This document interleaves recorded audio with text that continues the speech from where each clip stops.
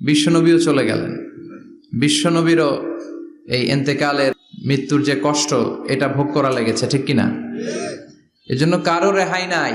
আকসিরু যিকরা হাযিমিল লাযযাত, জীবনের সব স্বাদকে পানসা করে দেয় ওই কষ্টের বিষয়, মানে মরণকে বেশি বেশি স্মরণ করো।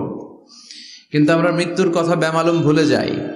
আমাদের লাইফস্টাইল দেখলে মনেই হয় না যে আমরা এই পৃথিবী ছেড়ে চলে যাব, ক্ষণিকের জন্য এসেছি। বিশ্বনবীর সাহাবারা বলতেন, যখন সকাল হয় সন্ধ্যার জন্য অপেক্ষা করো না, আবার যখন সন্ধ্যা পর্যন্ত পৌঁছবে পরদিন সকালের জন্য অপেক্ষা করো না, তার আগেই ডাক চলে আসতে পারে, ঠিক কিনা? আবার বিশ্বনবী বলতেন, নামাজে যখন দাঁড়াও সল্লু সলাতান মুআদ্দিয়া, মনে করো এটাই তোমার জীবনের হতে পারে শেষ নামাজ।